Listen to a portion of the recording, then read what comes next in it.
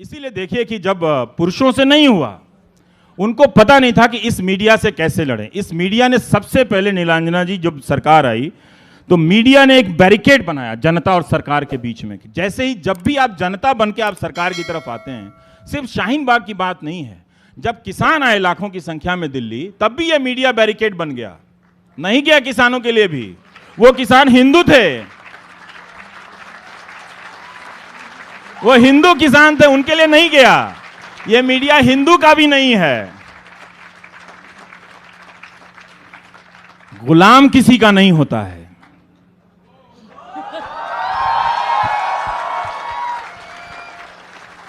वो किसी का नहीं होता है।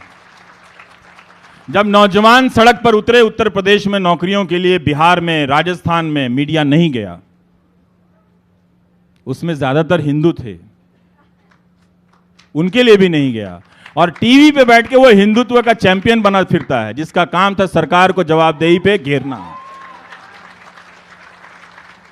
तो वो बैरिकेड बनाया गया और डराया गया लोगों को कि जब टीवी डरा सकता है तो डराने के लिए 4 लोग चुने गए। हर चीज में रवीश कुमार कहां है, हर चीज में। अब वो कहां है, अब इस पे क्यों नहीं बोल रहे हैं? कमाल है साहब, आप मेरी इतनी पूछ रहे हो। मैंने तो पूछना भी छोड़ दिया कि मुझे इंटरव्यू कब देंगे।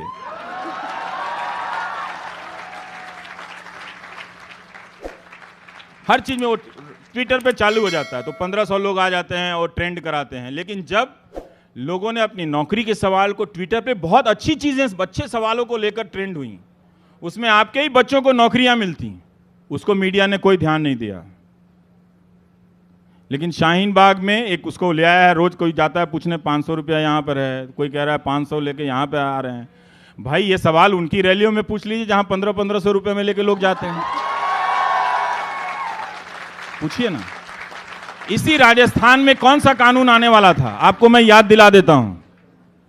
इस राजस्थान में कानून आते आते रह गया, आ गया था उसका ड्राफ्ट, कि अगर कोई ब्यूरोक्रेट है, पोस्ट पे है या रिटायर कर गया, जज भी, तमाम तरह का, इनके खिलाफ अगर एफआईआर हो जाए करप्शन के केस में, तो जर्नलिस्ट उसकी खबर लिखने से पहले सरकार से अनुमति लेगा। ये इनके विचार हैं।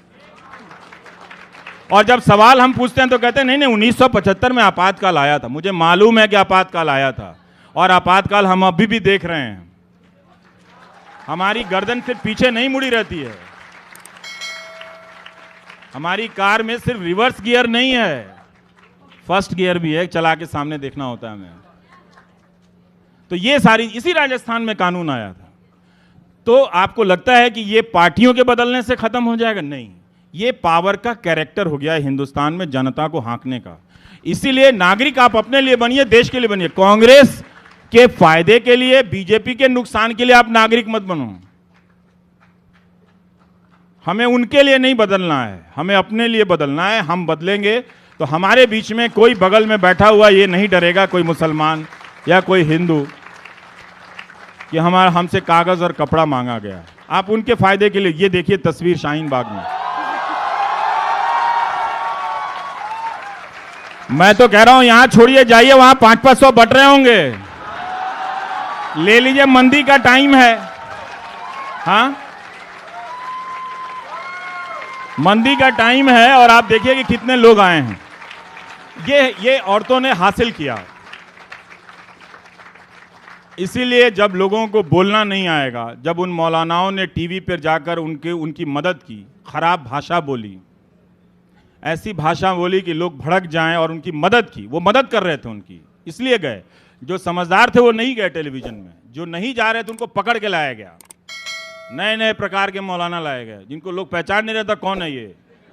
रोज 5 बजे टीवी पे बैठा हुआ है, उल्टा सीधा उनके हिसाब से बोल रहा है, और वो खड़ा करके इस तरह का डिबेट लगाया गया। और आप सुनिए, मुसलमान ऐसे ही होते हैं, हिंदू ऐसे ही होते हैं।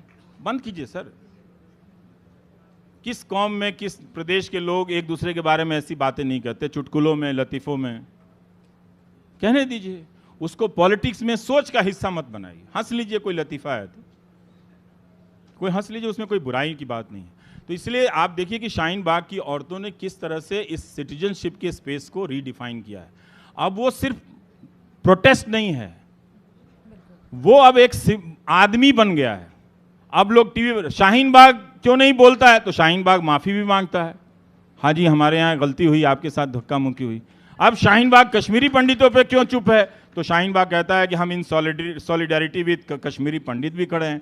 अब सारे चीज प्रधानमंत्री से नहीं पूछे जा रहे हैं, शाहीन बाग से पूछे जा रहे हैं। ये होता है नागरिक की ताकत।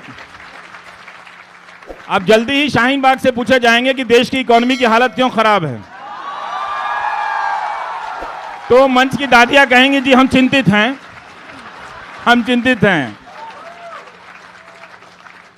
तो उन्होंने एक स्पेस बनाया, हम मर्दों ने और पिताओं ने। मैं हमेशा कॉलेज में जाता हूं तो कहता हूं, बुरा मत मानिएगा, कि अपने अपने पिताओं को घर में चेक करो कि वो 20-20 साल से एक किताब नहीं पढ़े हैं, लेकिन कश्मीर पर एक्सपर्ट बनकर ड्राइंग रूम में भाषण दे रहे हैं। और आप जेएलएफ में आए हो, उनके लिए किताबें ले जाओ अपने डैडियों के लिए। तो इस